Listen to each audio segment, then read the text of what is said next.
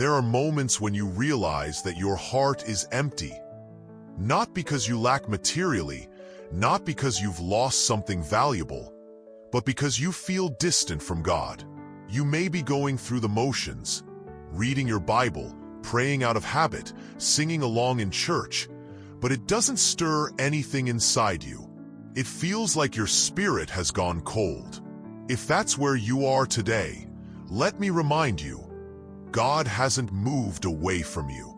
You have drifted, but He is calling you back, and He wants to awaken a deep hunger in you again, a thirst that only He can satisfy. Let's talk about this because so many believers live without passion in their walk with God. They're saved. They know Him. They believe in His power. But somewhere along the way, they lost the fire. The excitement faded. The intimacy weakened. And now, they find themselves spiritually dry, emotionally disconnected, and mentally distracted. But here's the truth. Hunger for God isn't automatic. It must be cultivated.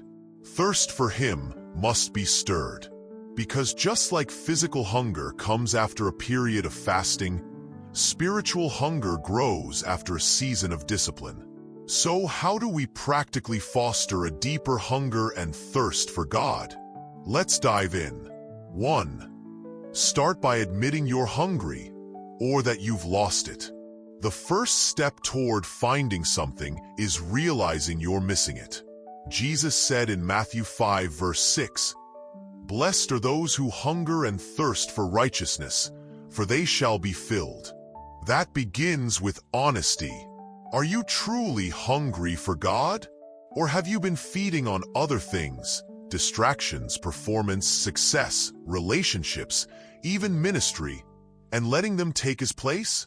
If you've been going through life without feeling the need for Him, don't condemn yourself. Just admit it. Say, "Lord, I've grown cold. My heart has wandered. I want more of You." That's all it takes for Him to begin moving toward you again. Because He doesn't wait for perfect behavior to draw near. He responds to sincere hearts. 2. Recognize that hunger starts in your spirit, not your schedule. Many believers try to build hunger through routine. They set alarms for morning devotions. They sign up for prayer meetings. They download devotion apps. And while those things are good, they aren't enough if your heart isn't engaged. Hunger isn't built by activity alone. It's awakened by awareness. When Joseph was in prison, he didn't grow closer to God because he had a structured, quiet time. He grew close because he recognized he needed God more than anything else. When David was running for his life, hiding in caves, being hunted by Saul, he didn't lose his hunger for God. He gained it. Why? Because when everything else is stripped away, you begin to see what matters most. So ask yourself, have I become too comfortable? Have I allowed distractions to fill my soul instead of dependence on Him? When you start recognizing that nothing else satisfies like God does, hunger begins to rise again. 3. Allow pain to produce purpose instead of bitterness. Sometimes, God allows us to go through hard seasons precisely to awaken our souls. Pain has a way of stripping away self-sufficiency and drawing us back to Him. Think about David again. Some of his deepest worship came during betrayal. Some of his strongest declarations were made in the middle of the storm. Why? Because hardship taught him how much he needed God. Joseph spent 13 years in prison, falsely accused, forgotten by everyone. But instead of becoming bitter, he became better. He used that time to grow in faith, to serve others, and to stay connected to the one who called him. And eventually, that season produced promotion. So if you've been walking through pain lately, don't waste it. Let it drive you deeper into His presence. Let it humble you. Let it teach you dependence. Let it restore your hunger for the only one who can truly satisfy. 4. Stop trusting in your strength and start leaning fully on His. One of the biggest reasons we lose hunger for God is because we think we can handle life on our own. We trust our ability, our knowledge, or our experience more than we trust Him. But listen carefully. Human effort cannot replace divine connection. No matter how strong you think you are, no matter how smart or successful, you were never meant to walk alone. Joshua didn't lead Israel across the Jordan River because he was confident in himself. He did it because he trusted the one who promised to part the waters. Moses didn't walk into Pharaoh's palace thinking he had all the answers. He walked in knowing he had a God who did. So stop trying to carry everything yourself. Surrender your plans. Lay down your burdens. Let go of control. And as you do, watch how God stirs something deep within you. A longing for more of Him, a desire to hear from Him, a hunger to walk closely with Him once again. 5. Surround yourself with people who speak life into your spirit. You are influenced by the people around you. If you spend most of your time with believers who are lukewarm, distracted, or chasing the world, you'll begin to mirror their walk.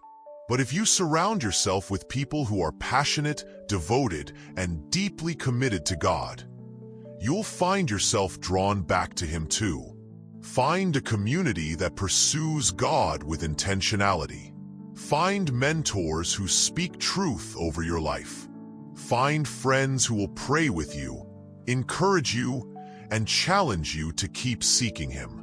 There's something powerful about being in the company of people who still chase after God like He's the only thing that matters. 6. Replace distraction with devotion. Distraction is one of the greatest thieves of hunger. Your phone buzzes constantly. Your mind races with responsibilities.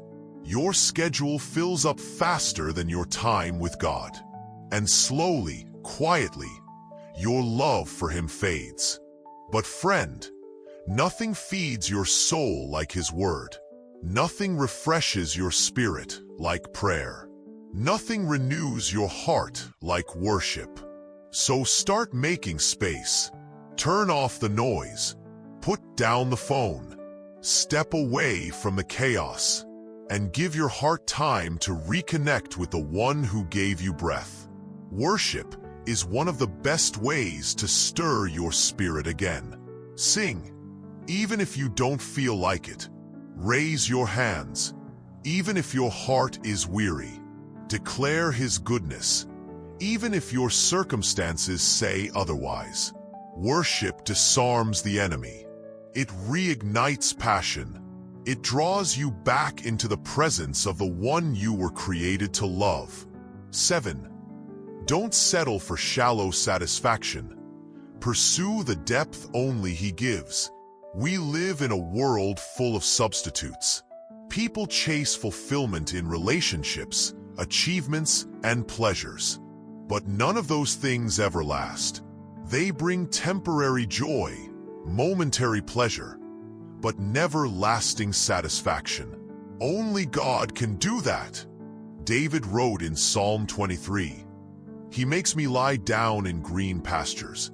He leads me beside still waters." Green pastures, still waters. Those aren't places of stress. They're places of peace. Places of provision. Places of deep relationship. If you want to foster real hunger, you have to stop settling for cheap substitutes. You have to recognize that only God can truly feed your soul. 8. Make prayer more than a religious ritual. Make it personal. Prayer is the language of intimacy. It's how we connect with heaven. Yet, so often, our prayers become short, rushed and mechanical. We say the same words. We repeat the same requests. And before long, our conversations with God feel dry. But prayer should never be dull. It should be dynamic. It should be honest. Pour out your heart. Tell him how you feel. Confess your doubts. Share your dreams. Cry out for direction. Ask him to show up in fresh ways. Prayer becomes powerful when it moves from obligation to openness, when it shifts from performance to passion, when it goes from duty to desperation. Because when you come to God desperate, he shows up in greater ways. 9. Reflect on how he's carried you before. One of the most effective ways to rekindle your hunger is to remember his faithfulness. Think back to times when he showed up for you, when you cried out and he answered, when you were broken and he healed, when you were afraid and he gave you peace. Write them down, speak them aloud, rehearse them daily. Psalm 103 says, "Forget not all his benefits." Don't forget how he brought you through waters before. Don't forget how he provided when there was no visible source. Don't forget how he healed you when no doctor could. Every time you remember what he's done, you begin to believe what he's doing now.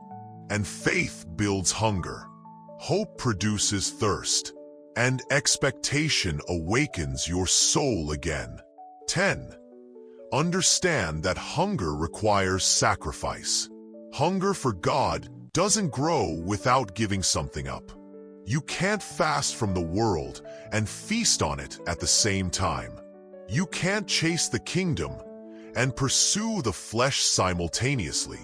Hunger means choosing to deny lesser things so you can receive greater ones. Jesus said, "If anyone would come after me, let him deny himself, take up his cross, and follow me." Deny your self-comfort. Deny your self-distractions. Deny yourself the urge to control everything.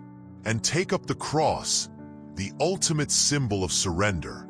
Because when you give up the need to manage everything perfectly, you open your heart to the very one who already knows you completely. 11.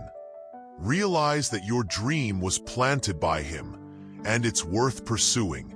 Dreams don't come from nowhere. God plants desires in your heart for a reason, whether it's a call to leadership, a vision for your family, or a passion to serve him in a specific way. Your dream is sacred, and when you start believing in it again, you start believing in him again. Joseph had a dream. Even in prison, he held on to it. Even when he couldn't see the path forward, he believed the dream was still alive. And guess what? It was. What God starts, he finishes. So don't abandon your dream. Don't silence your calling. Don't ignore the voice of the Spirit. Press into him with boldness. Believe in the dream he gave you, and watch how he begins to stir something powerful in your soul again. 12. Live with eternity in view. This world will never satisfy your soul. It was never meant to. You were created for something eternal. And when you start living with eternity in view, your priorities shift. Your perspective changes. And suddenly, your hunger for him returns. Paul said in Romans 8 verse 18, "I consider that the sufferings of this present time are not worth comparing with the glory that is to be revealed to us." Glory is coming. Restoration is waiting. Breakthrough is prepared. But until then, we walk by faith. We press toward the mark. We live with purpose. And we allow our longing for him to grow stronger than our cravings for the world. A prayer to stir hunger and thirst. Let's pause now and enter into a sacred space. This is your time to return to the Lord, not out of guilt, but out of grace. Let's pray together. Father, thank you for calling us into relationship with you.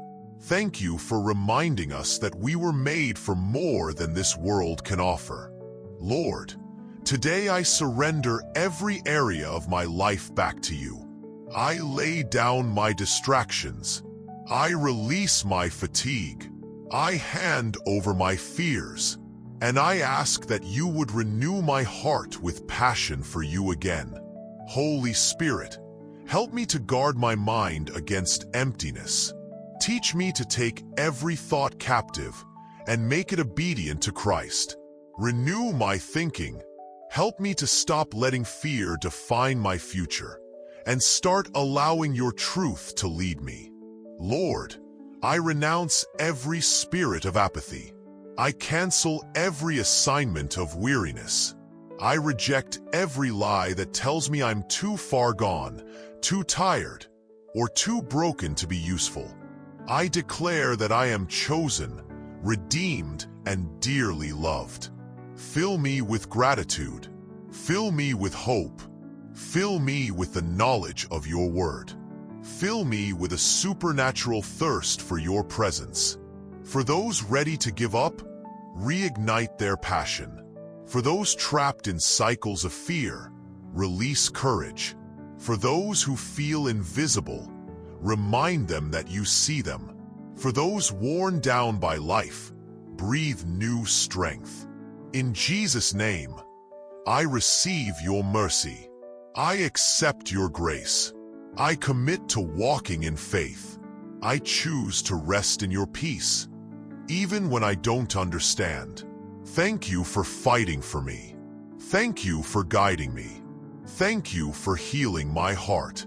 And thank you for the power you've given me to change the way I think, to stop being ruled by fear and start being led by faith. Friends, don't settle for less than God's best. Don't let habit replace heart. Don't let performance silence passion. You were created to love Him deeply, to seek Him passionately, and to walk with Him daily, not out of duty, but out of devotion. Will you make that choice today? If this message encouraged you, please share it with someone else who needs to hear it. And don't forget to subscribe so we can continue growing together. Until next time, may your heart be filled with the assurance that God sees your efforts, hears your prayers, and loves you deeply. May your soul rest in the knowledge that He is trustworthy beyond measure. Live from love, not duty, and watch as He fulfills His promises in ways you never imagined.